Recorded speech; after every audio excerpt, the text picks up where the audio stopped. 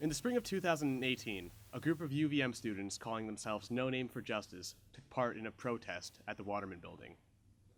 Protests were against unfair staff treatment and a failure to respond to a number of racially motivated incidents occurring at the university.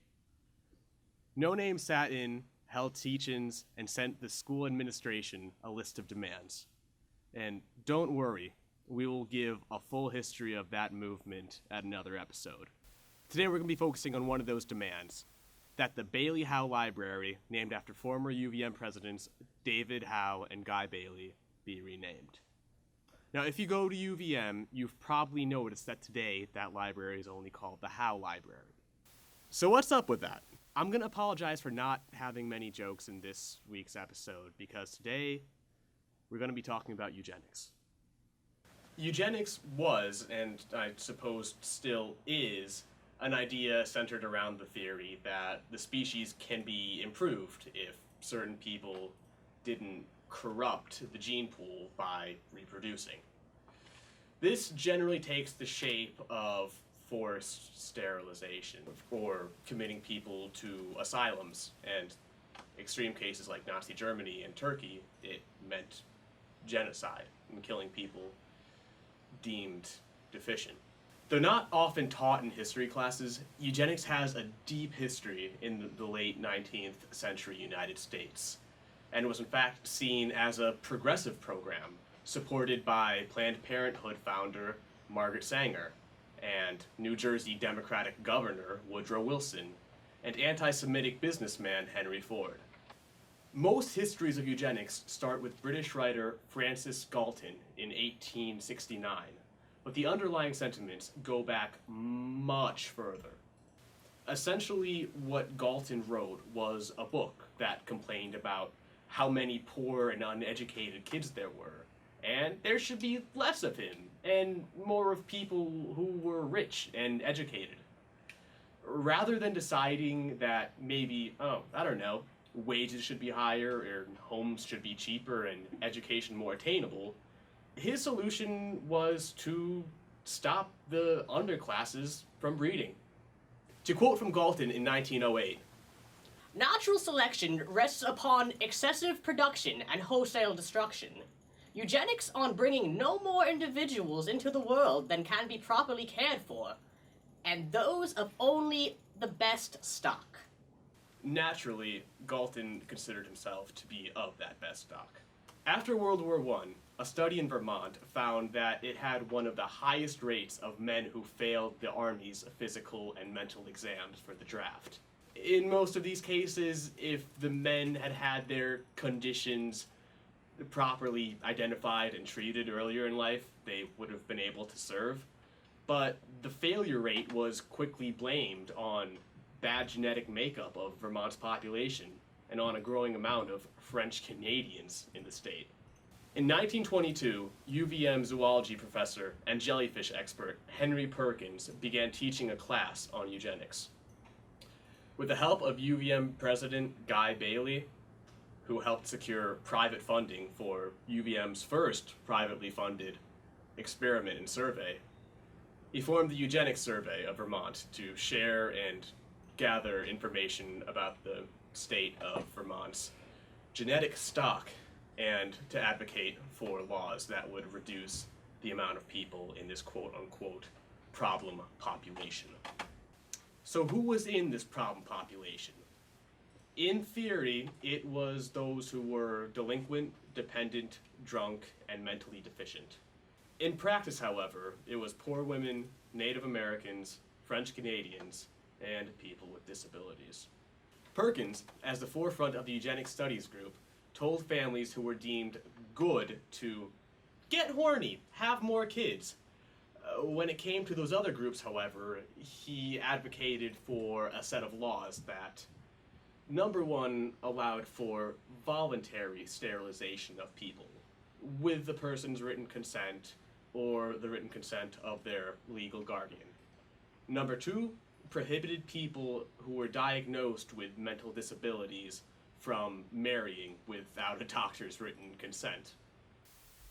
The UVM Eugenics survey took place between 1925 and 1926, but there had already been a eugenics law passed by the legislature in 1912. However, that was vetoed by Governor Fletcher. In 1927, the U.S. Supreme Court upheld the legality of state-sponsored sterilizations in the case Buck versus Bell, which opened the door for Perkins to lobby Vermont to pass the Act for Betterment by Voluntary Sterilization in 1931. No doubt assisted by the onset of the Great Depression, which increased the amount of poor and destitute people. 1931 was also the year that Perkins was elected president of the American Eugenics Society, which he used to boast of the successes of the Vermont survey. The program findings were praised by Harvard eugenicists and paraded around Vermont country fairs in stand-up displays. In total, 253 sterilizations occurred in Vermont by 1941, when the practice fell out of favor. Another course of eugenics was taught by biology professor Paul Moody in the late 60s and early 70s. In 1987, Vermont passed a bill into law, which I'm pretty sure, as far as I can tell, is still on the books. I'm not going to read this out loud, but it's there on the screen. You should read this.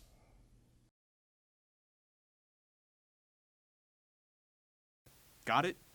Good, because I am not saying that word out loud. Again, as far as I can tell from my research, this law is still on the books and was in fact updated in November of 2018. By 1950, a total of 253 people had been sterilized, a disproportionate amount of whom were women. Conventional history holds that, in the United States at least, eugenics falls out of favor after the killings and human experimentation of Nazi Germany and Imperial Japan during World War II. Broadly, that's more or less true, but we do know of instances of predominantly black women being sterilized without their knowledge, even up through the 60s. Vermont had its last documented sterilization occur in 1957, though documented is the key word here, because as per that 1987 law that was signed that provided for voluntary sterilizations and, in some cases, involuntary sterilizations, required that all those procedures were, number one, private, number two, required written, uncoerced consent of the person sterilized or of their legal guardian, and number three, required a hearing at the Superior Court. Now, I am certainly no defender of the practice of eugenics or of sterilizations, but in all fairness, there are certainly reasons that something like this still exists and is legal. There could definitely be instances or contexts where someone who is maybe physically or mentally incapable of caring for themselves, never mind a child, would want to opt out of that situation entirely with a voluntary sterilization procedure. However, I would say that that is entirely different from the initiative championed by Henry Perkins and was given financial support and legitimacy to by President Guy Bailey. Bailey retired from UVM in 1941 and, died. After years of calling alcoholics a sign of degeneracy and calling drunks unfit for society, Henry Perkins, the racist, anti-immigrant eugenicist, died a bedridden drunk in 1956. Much of the Vermont eugenics movement was driven by a desire to return to an imagined past, to recapture the rugged vigor of Ethan Allen and Vermont's early settlers amidst an failing, outdated agricultural economy and a global economic recession. Like the Nazis in Germany, or the Nazis today, because we have those for some reason, They misdiagnosed the society's problems and conveniently found that, oh, it's actually the most defenseless people in society responsible.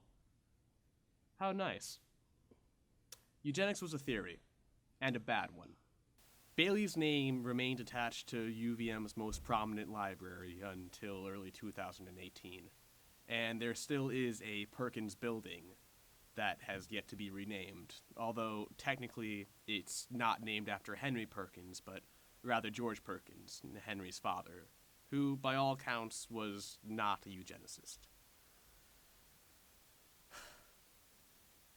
Okay, this has been a really depressing episode, so to close things out, let's have a little bit of fun and read some local news comments.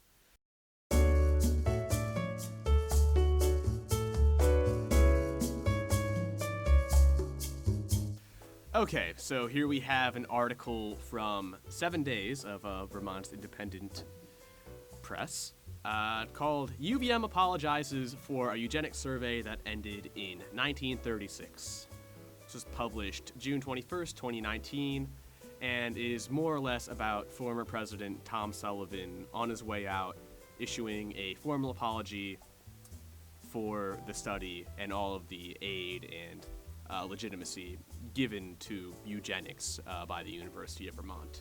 Don Stevens, chief of the Abenaki Nation, has lobbied Sullivan for the apology as a natural next step after Bailey's name was removed from the campus library. Stevens told 7 Days that it was an important bridge towards healing and that his own grandmother was targeted by the survey and escaped sterilization. During his official apology, Tom Sullivan writes, "Within this context, I believe it is appropriate to state unequivocally that the Eugenics Survey of Vermont from 1925 to 1936, supported by UVM on its campus, contributed to the stereotyping, persecution, and in some cases, state-sponsored sterilization of members of certain groups. The destructive impacts of eugenics have been, through generations, a deeply painful experience. Let us move forward together as an educational community to ensure that grave injustice never be repeated." Okay, so pretty fitting and proper. Acknowledge, apologize. He was right to do this. But let's see what the comments section has to say. Poster Martin says, "Perhaps we could add the Eagles' Get Over It playing in the background as a soundtrack." Okay, dated reference, definitely a boomer post right there. This comes from Donna Booten. Donna writes, "Are they kidding? Apologies, ... This happened 83 to 94 years ago. You can't change history, you learn from it. Why can't people understand this? These liberal snowflakes at the college weren't even born yet, nor were their parents. Where is all the common sense that people had? They even think that socialism is great, but they need to read their history, as Hitler had adults and children experimented on. You can't hide history, you learn from it. Understand it, good or bad, you learn from it. UVM used to be a great college, but now it's nothing but a liberal school." For snowflakes. Thanks for the comment, Donna. We'll definitely take it into consideration.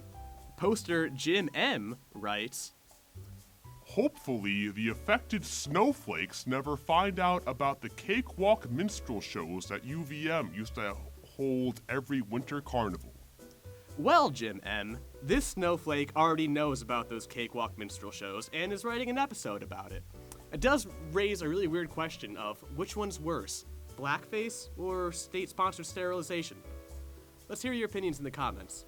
Let's see here. Poster DeVito Martino writes, "Reparations are needed!" ! I'm inclined to agree, 13 likes, 55 dislikes on that one. Yeah, maybe that won't happen. Brad D writes, 80 years ago. Mistake. Time to move on.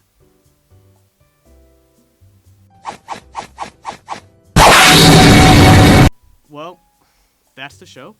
Thanks for taking the time to learn about this topic, and if you want to learn more, there's links in the description to the how libraries exhibit on eugenics, and also to another website which we got most of the research for this video from. Thanks for watching, and as always, I've been your host, Jordan Schiller, signing off.